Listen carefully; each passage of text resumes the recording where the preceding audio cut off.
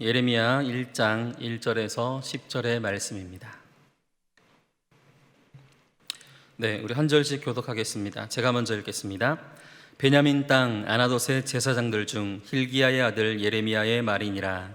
아몬의 아들 유다 왕 요시야가 다스린 지 13년에 여호와의 말씀이 예레미야에게 임하였고, 요시야의 아들 유다의 왕 여호야김 시대부터 요시야의 아들 유다의 왕 시드기야의 11년 말까지 곧 5월에 예루살렘이 사로잡혀 가기까지 임하니라.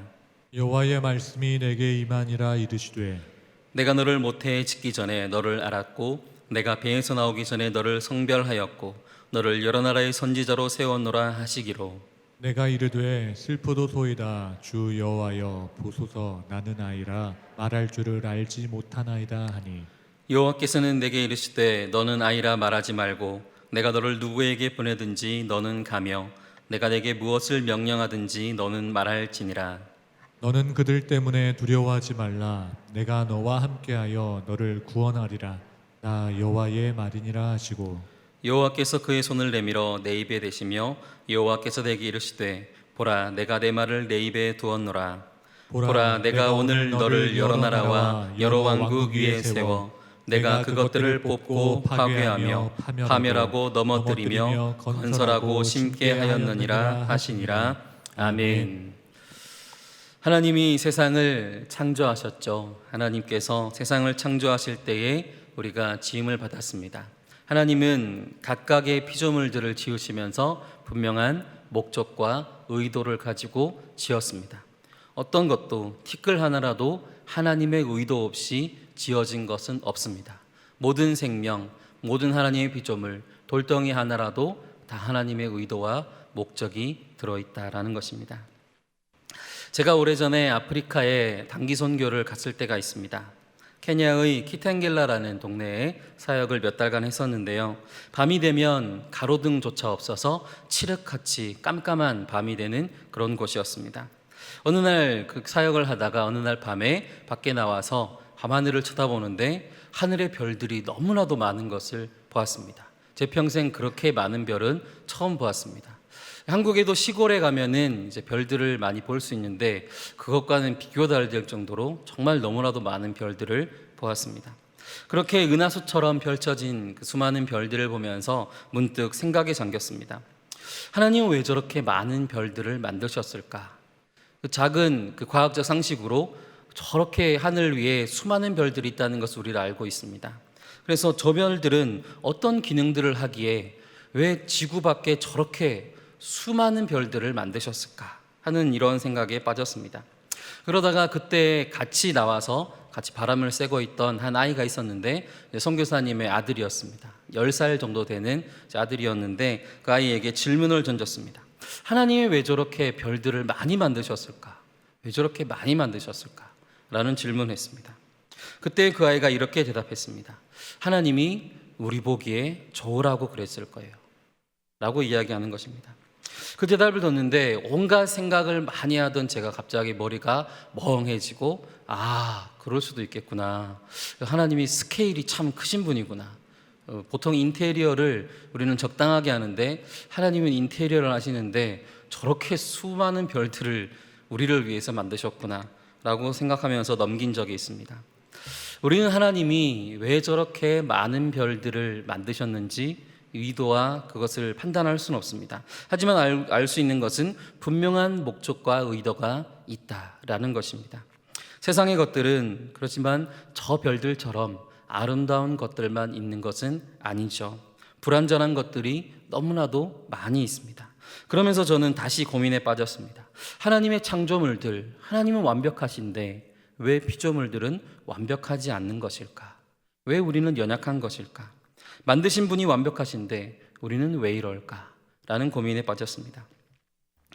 최근에 교회의 한 아이와 대화를 또 나눴습니다. 최근의 일입니다. 아까 얘기 드린 건 한 10수년 전 이야기고요. 지금은 바로 얼마 전 이야기인데 오늘 1층 로비에서 저녁쯤에 초등학교 5학년 되는 아이와 대화를 한 적이 있습니다. 이야기를 잠깐 나누다가 모기 한 마리가 웽 하고 지나갔습니다. 그걸 잡으려고 막 소동이 벌어지는 일이 있었는데요. 그러면서 또 저는 생각에 잠겼습니다.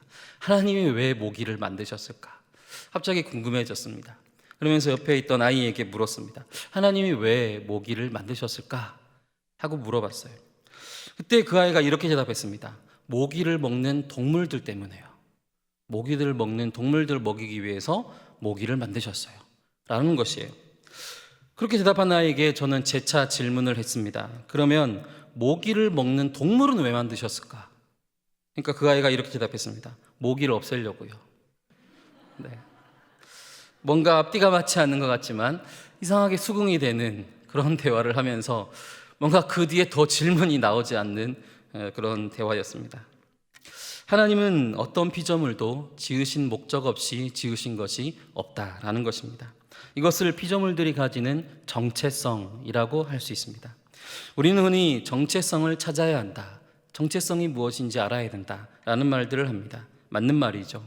우리는 하나님이 우리를 지으실 때 어떤 의도와 목적을 가지고 우리를 지으셨는지, 그것을 분명하게 인식하고 왜 만드셨는지를 알아야 한다는 것입니다. 정체성은 내가 세우고 내가 만드는 것이 아니고요, 하나님이 나에게 이미 주신 것들이 있다는 것입니다. 때문에 어떤 것도 하나님의 의도 안에 있는 것은 하찮은 것이 없습니다. 모기 한 마리라도 하찮지 않다는 것입니다. 하나님이 지으신 것은 하찮은 것이 없습니다. 하나님이 지으신 피조물들에게 그레함을 통해서 하나님은 그의 목적과 의도를 말씀하실 때가 있는데요, 우리는 그것을 부르심이라고 이야기합니다. 오늘 본문에는 그러한 부르심을 받은 선지자 예레미야의 이야기가 나옵니다. 한 사람이었지만 하나님이 그를 불러주시고 그를 지은 목적과 의도를 밝혀 이야기하시는 것이 오늘 본문의 말씀인데요, 예레미야가 사역했던 시대가 어떤 시대인지를 우리가 먼저 보기를 원합니다. 2절과 3절 말씀, 우리 2절 말씀 함께 읽겠습니다. 아몬의 아들 유다 왕 요시야가 다스린 지 13년에 여호와의 말씀이 예레미야에게 임하였고, 요시야의 아들 유다의 왕 여호야김 시대부터 요시야의 아들 유다의 왕 시드기야의 11년 말까지 곧 5월에 예루살렘이 사로잡혀 가기까지 임하니라. 아멘. 예레미야는 요시야 왕 때부터 이스라엘이 멸망한 시드기야 왕 때까지 활동하던 선지자입니다. 요시야 왕은 아주 좋은 왕이었고 나라를 개혁시킨 아주 믿음이 좋은 그런 왕이었죠. 그리고 시드기야는 반대로 나라가 멸망할 때의 마지막 왕이었습니다. 이렇게 대조되는 시대를 살았던 인물, 그것이 예레미야입니다. 참 힘든 시기였죠. 여러 가지 환경과 많은 것들이 변화되는 시기 속에 살았습니다. 북이스라엘이 멸망하고 난 이후에 남유다는 위축될 수밖에 없는 그런 상황에 놓여져 있었습니다. 북이스라엘을 멸망시킨 아수르는 계속해서 남유다도 멸망시키려고 호시탐탐 기회를 노리던 그런 시절입니다. 이스라엘은 아수르뿐만 아니고요, 그렇게 호시탐탐 노리는 아수르뿐만 아니고 왼쪽 편에 있는 애굽도 그렇게 많이 힘들게 하는 상황 가운데 눈치도 많이 봐야 하는 그런 상황이었습니다. 당시 애굽과 아수르가 서로 전쟁을 많이 벌였습니다. 서로 강대국이기 때문에 서로 부딪히고 전쟁이 많이 일어났는데 그 사이에 낀 이스라엘이 고래 싸움에 새우등 쳐지듯이 참 힘든 시기를 겪어야 했습니다.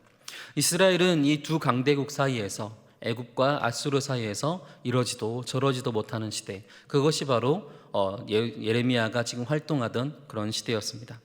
애굽 쪽으로 붙으면 아수르가 보복을 하고 또 아수르 쪽으로 가면 애굽이 보복을 하는 이런 상황이 계속해서 벌어졌습니다. 혼란의 시기였고 국내외에 참 많은 문제들이 발생하던 시기였습니다.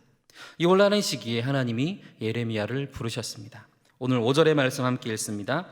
내가 너를 모태에 짓기 전에 너를 알았고 내가 배에서 나오기 전에 너를 성별하였고 너를 여러 나라의 선지자로 세웠노라 하시기로. 아멘. 하나님이 예레미야를 부르시는데요, 너 그냥 이리 와 이렇게 하지 않으시고요, 오늘 많은 수식어구들을 사용하십니다. 모태에 짓기 전에 너를 알았다, 배에서 나오기도 전에 너를 성별하였다, 아주 강조해서 이야기하고 있습니다. 이렇게 강조하면서 선지자 예레미야를 부르신 이유는 당시 시대가 선지자가 활동하기에 너무나도 힘든 시대였기 때문이었습니다. 이스라엘, 하나님을 의지하지 않은 지 너무나도 오래되었습니다. 아수르를 막기 위해 애굽의 힘을 빌려야 했고 애굽을 막기 위해 아수르의 힘을 빌려야 했습니다. 하지만 그때 누구도 하나님을 의지하려 하는 자 없었습니다. 선지자들이 있었지만 그들의 작은 외침은 파묻혔고요. 그들이 외칠 때마다 그들은 처형당해야 했습니다.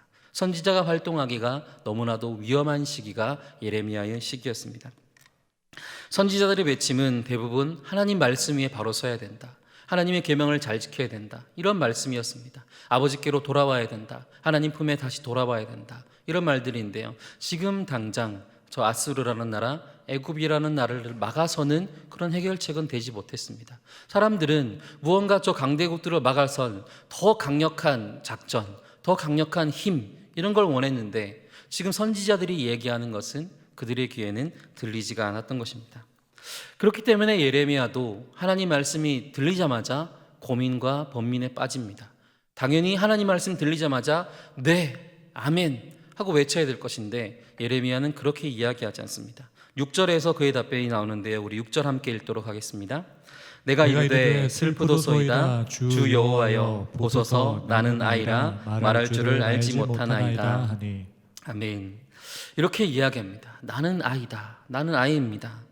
예레미야는 자신의 정체성을 뭐라고 얘기합니까? 나는 말을 못하는 아이입니다 라고 자신의 정체성을 단정지어서 이야기합니다. 하나님의 부르심을 거부하겠다는 것입니다. 하나님께서는 그 예레미야를 지으신 목적과 의도를 밝혀서 이야기하고 계시는데 예레미야는 그것을 거부하고 있습니다.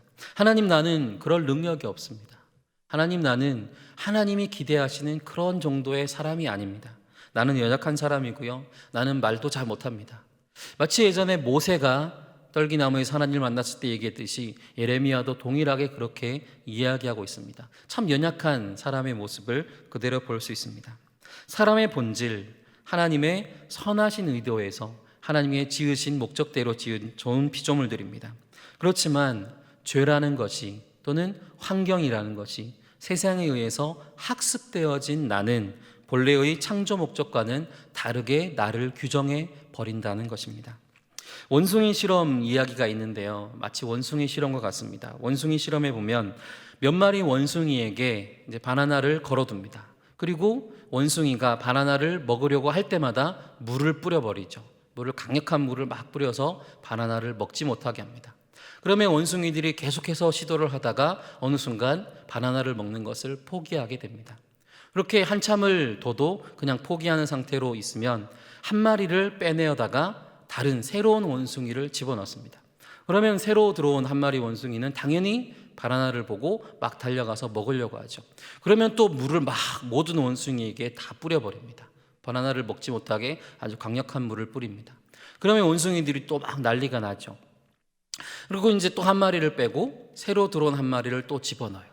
그러면 어떤 일이 벌어지냐면 새로 들어온 한 마리가 이제 그 바나나를 먹으려고 달려가는데 다른 원숭이들이 그 원숭이를 잡아줍니다.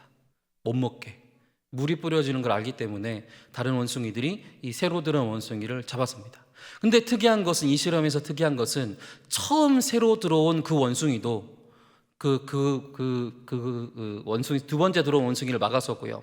그리고 이제 또 한참 있다가 이번에는 이 두 번째 원숭이는 물이 뿌려지는 것을 경험하지 못한 원숭이죠. 그리고 세 번째로 원숭이를 다시 바꿔치기해요. 그럼 처음 들어온 원숭이, 세 번째 원숭이도 당연하게 그 바나나를 먹으려고 달려들겠죠. 그런데 모든 원숭이들이 또 막았습니다. 그런데 독특한 것은 두 번째 들어온 원숭이, 물벼락을 맞지 않는 원숭이도 그 막아서는 대열에 합류한다는 것이죠.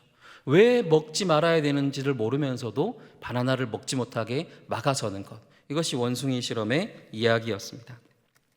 모든 원숭이들, 심지어 모든 원숭이들을 새로운 원숭이로 한 마리씩 한 마리씩 대체를 해서 결국에는 물벼락을 하나도 맞지 않은 원숭이들만 남게 됩니다. 그런데 그 남은 원숭이들은 그 한 마리도 바나나를 먹으려고 시도하지 않는다는 것입니다. 그러면서 왜 그 바나나를 먹지 못하게 하는지는 모릅니다. 물벼락을 맞지 않은 그런 원숭이들만 남아있기 때문에 이들은 그 바나나를 먹지 못하는 이유를 알지 못하면서도 바나나를 먹을 시도조차 하지 않는다는 것입니다. 이것이 학습된 것이라는 것입니다. 이것이 하나님이 지은 창조 목적과는 다르게 변질되어 버린 우리의 모습과 같은 것이라는 것입니다. 우리는 하지 않아야 된다는 거 아는데 왜 하지 말아야 되는 것을 모르면서도 그렇게 하는 경우들이 많이 있다는 것입니다. 원래 하나님은 하나님의 음성을 듣는 존재들이죠. 원래 하나님은 하나님과 교제하고 나누고 대화하고 하나님의 사랑을 받는 존재들입니다. 그러나 세상의 것들로 학습된 우리들은 더 이상 하나님의 음성이 들리지 않습니다. 하나님의 말씀을 대언하는 말씀, 하나님 말씀을 증거하는 선지자들의 외침조차 거부하는 것이 오늘날 세대가 되어버렸습니다. 본래의 창조된 정체성, 그것이 세상의 학습이라는 것에 의해서 상실되어 버렸다는 것입니다. 본래 사람은 하나님의 어떠한 음성도 다 순종하며 순응해야 되는 존재들입니다. 그런데 당장 예레미야도 어떻게 하고 있습니까? 하나님의 말씀에 거부하고 있습니다. 하나님이 부르실 때에 제가 여기 있습니다, 주여 나를 보내시옵소서 라고 외쳐야 되는데 그렇게 하지 않습니다. 나는 아이입니다, 나는 말을 못합니다. 이 말이 먼저 나오는 것이 사람이라는 것입니다.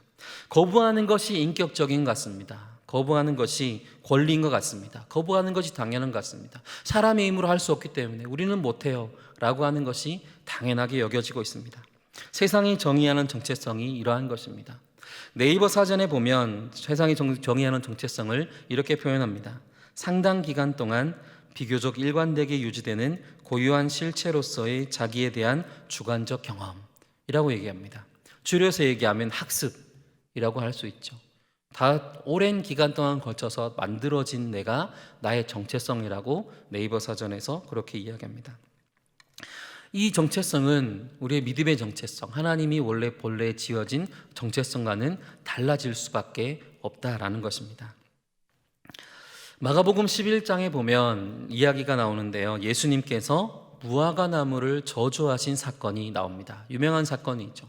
우리가 볼 때도 참 이해 안 되는 사건입니다.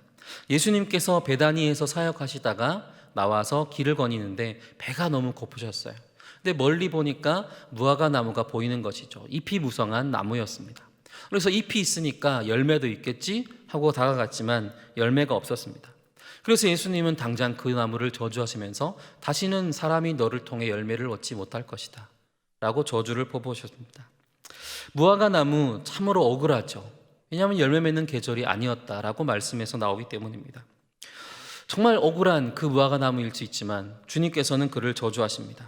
주님 앞에서는 상황이나 환경이 중요한 것이 아니다는 것을 보여줍니다. 하나님이 필요로 하실 때, 하나님의 의도와 목적 가운데 있을 때는 그것이 우리의 생각과 의도와는 다를지라도 하나님께 드릴 것이 필요하다는 것입니다. 그 무화과 나무는 이미 계절이라는 것에 의해서, 세상의 법칙에 의해서 학습되어진 존재가 되어버렸습니다. 하나님이 필요로 하실 때에 드릴 것을 드려야 되지만 그것을 못 드리고 그것을 안 드리고 있는 것이 무화과 나무입니다. 그러나 앞서 이야기 드렸듯이 모든 피조물들의 정체성, 하나님 앞에 온전히 드러내야 됩니다. 하나님 앞에서는 그 무화과 나무가 열매를 맺고 예수님께 드려지는 것이 그 무화과 나무의 원래의 정체성이라는 것입니다. 창조주가 원할 때 피조물은 모두 순종해야 되는 것입니다. 그 무화과 나무는 그 창조주이신 예수님께 순종하지 않은 것입니다. 때문에 예수님께 저주를 받아 마땅한 존재가 되어버린 것이죠. 그렇지만 사람들은 그 거부를 당연하게 여긴다는 것입니다. 그렇게 무화과 나무가 열매 맺지 못하는 상태를 당연하게 여기고 도리어 예수님을 이상하게 쳐다보는 것이 오늘날 시대가 된 것입니다. 그러한 세상의 패턴들을 파괴하신 것이 또한 예수님이시죠. 예수님의 십자가 사건입니다. 예수님이 이 땅에 오신 목적, 우리를 살리기 위함인데 세상 사람들의 패턴은 무엇입니까? 영웅을 원합니다. 로마부터의 압제로부터의 해방을 원하고 사람들이 뭔가 부유하고 잘 사는 것을 원합니다. 예수님한테 끊임없이 그런 것을 이야기하고 하나님 나라가 이때에 임하십니까? 계속해서 물어봅니다. 그러면서 그런 학습들을 떨쳐내기 힘든 사람들의 연약한 모습과 대조되게 예수님은 반대의 길을 걸어가십니다. 누가 봐도 미련한 것, 누가 봐도 이상한 것, 누가 봐도 참으로 저주받은 그 길, 십자가의 길을 걸어가셨다는 것입니다. 그 길은 왜냐하면 순종의 길이었기 때문입니다.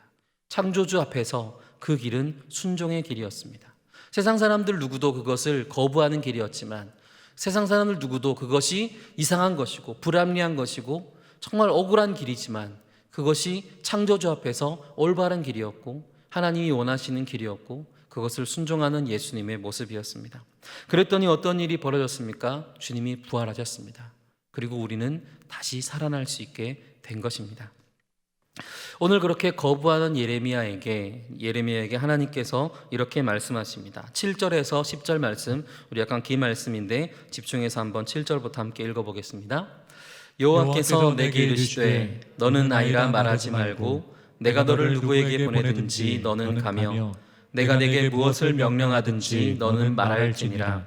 너는 그들 때문에 두려워하지 말라. 내가 너와 함께하여 너를 구원하리라. 나 여호와의 말이라 하시고 여호와께서 그의 손을 내밀어 내 입에 대시며 여호와께서 내게 이르시되 보라 내 말을 내 입에 두었노라. 보라 내가 오늘 너를 여러 나라와 여러 왕국 위에 세워 내가 그것들을 뽑고 파괴하며 파멸하고 넘어뜨리며 건설하고 심게 하였느니라 하시니라.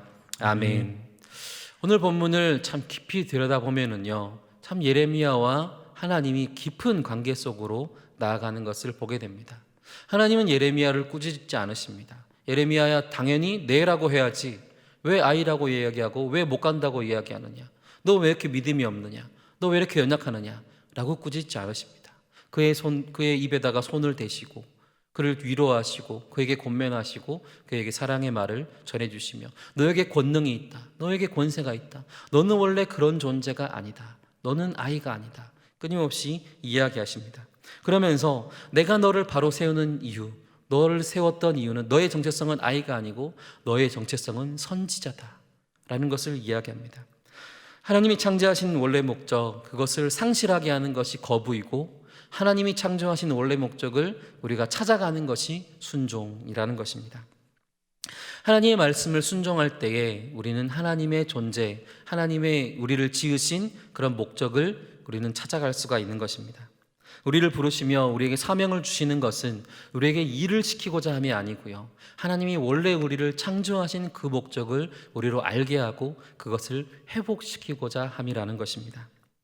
이 순종이 어려운 것은 왜 어렵습니까? 포기해야 하기 때문입니다.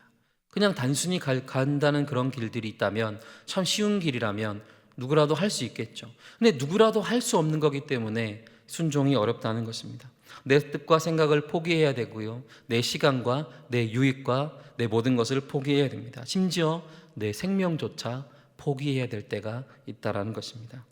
누구라도 쉽게 네 저는 할 수 있습니다 라고 대답할 수 없습니다. 예레미야 이 시대 나는 선지자입니다 라고 외치기만 해도 바로 처형을 당했던 시대입니다.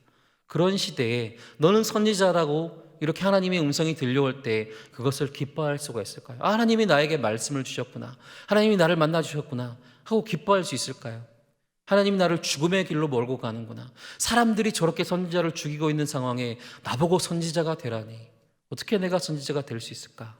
라는 생각이 들 수밖에 없는 것입니다. 누구나 다 불가능한 일이라고 외칠 것입니다. 할 수 없는 일이라고 외칠 것입니다. 계절이 아닌데 과실을 어떻게 맺습니까? 계절이 아닌데 과실이 어떻게 맺습니까? 어떻게 그럴 수 있습니까? 어떻게 이 시대에 내가 선지자가 될 수 있습니까? 사람들이 말을 듣지 않는데 왜 외쳐야 됩니까? 사람들이 아무도 하나님 말씀 듣지 않는데 왜 외쳐야 됩니까? 이런 말들을 하게 됩니다. 코로나가 장기화되고 우리 교회는 점점 위축되는 것만 같습니다. 그런데 주님은 어떤 말씀들을 우리에게 주십니까? 계속해서 나아가라고 말씀하고 계십니다. 생명을 살리라고 말씀하고 우리에게 그 입에 하나님 말씀을 주시겠다고 끊임없이 말씀하십니다. 어떻게 그것이 가능합니까? 우리는 반문합니다. 우리의 손과 발을 다 묶은 채로 우리는 어떻게 바다를 향해서 헤엄치며 나아갈 수 있습니까? 그런데 우리가 생각해 볼 것은 정말 그러한가? 정말 그러한가? 라는 것입니다. 우리는 이미 발 하나에 손도 대기 전에 이미 포기해버린 원숭이와 같은 모습들은 아니겠습니까? 계절이 아니라서 열매 맺지 않으려는 무화과 나무와 같지는 않습니까? 세상에 의한 학습으로 우리는 우리의 중요한 본질, 우리를 지으신 하나님의 의도와 목적을 상실한 것을 잊어버리고 살아가고 있지는 않습니까? 우리가 살아가고 있는 이 시대에 그 성경 말씀의 예레미야 시대보다도 더 치열하고 힘든 시대입니다.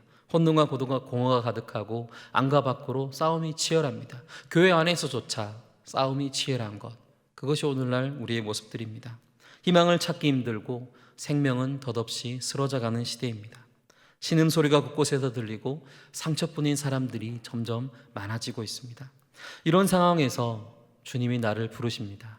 이런 상황에서 주님이 나를 부르시고 나에게 음성을 들려주십니다. 내가 너를 이 시대에 선지자로 세우노라. 내가 너를 이 시대에 선지자로 부르노라. 그렇게 말씀하십니다. 선지자의 정체성이 무엇입니까? 하나님의 뜻을 이 땅에 전하고 하나님의 말씀을 대신 이야기하는 것입니다. 하나님의 말씀을 내 입에 두는 것입니다. 내 선택과 내 판단을 그치는 것입니다. 더 이상 내 입에 나오는 육신의 말을 하지 않고 하나님이 주시는 말씀을 전하는 것이고 하나님이 살라고 하는 길을 걸어가는 것, 그것이 선지자의 사명입니다.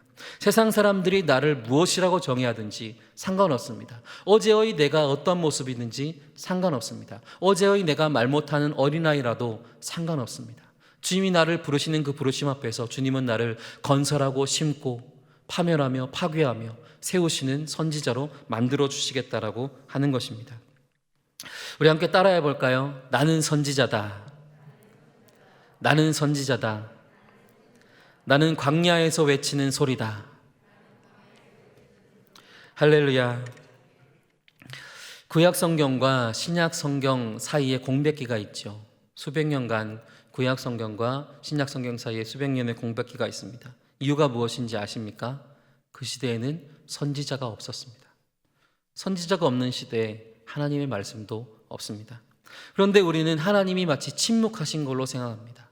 아니요, 하나님 침묵하지 않으셨습니다. 다만 하나님의 말씀을 듣고 하나님의 말씀이 임한 선지자들이 그것을 거부했기 때문입니다. 더 이상 하나님의 말씀에 순종하지 않고 순응하지 않고 거부했기 때문에 그 사이에서 하나님의 선지자들이 나타나지 않았기 때문에 말씀은 더 이상 임하지 않았던 것입니다. 하나님의 말씀이 임하였으나 그것을 외치지 않았던 선지자들이 있었던 것처럼 오늘 우리 시대도 어떻습니까? 이 시대도 여전히 하나님 말씀하고 계십니다. 살아 역사하신 하나님의 음성이 지금도 여전히 우리 가운데 임합니다. 그런데 조용한 것은 왜입니까? 하나님 말씀이 임한 우리가 가만히 있기 때문입니다. 이 시대는 가만히 있어야 삽니다. 하나님 시대를 잘 모르시는군요. 이 시대는 뭔가 하면 안 돼요. 지금 이 시대는 우리가 뭔가 나서면 안 돼요. 사람들이 욕을 하고 뭔가 비판을 합니다. 이 시대는 뭔가 하면 안 되는 시대예요 라고 도리어 이야기를 합니다. 그렇지만 우리가 선지자라는 사명 무엇입니까? 내 생각을 이야기하는 것이 아닙니다. 하나님의 음성을 듣는 것입니다.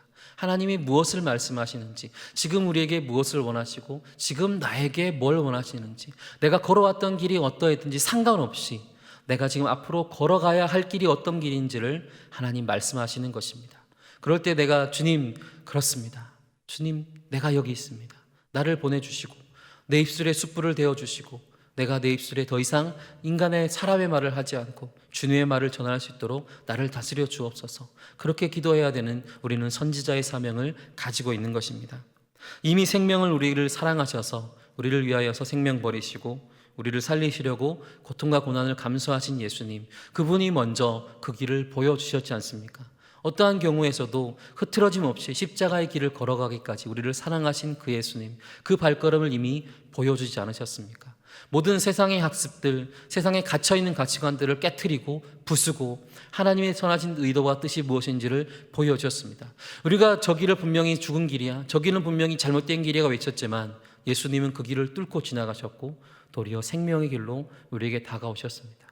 우리에게 하나님의 말씀이 임할 때에, 하나님의 음성이 임할 때에 하나님, 우리가 지금 우리는 알 수 없지만, 지금 우리는 왜 이렇게 해야 되는지 알 수 없지만 그럼에도 우리는 하겠습니다. 하나님의 말씀이기 때문입니다. 하나님의 뜻이기 때문입니다. 순종하겠습니다. 그렇게 고백할 때에 우리 이 땅 가운데서 더 이상 말씀이 그치는 것이 아니라 말씀이 살아있고 활력이 있고 우리의 모든 혼과 영과 육체와 관절과 골수를 쪄개어서 우리의 본질, 하나님 우리를 지으신 목적과 의도를 찾아내고 우리의 분명한 정체성, 나를 하나님 지으신 목적을 찾아내어서 하나님의 선한 의도대로 사용되어지는 우리 모두가 될 수 있기를 간절히 바라겠습니다.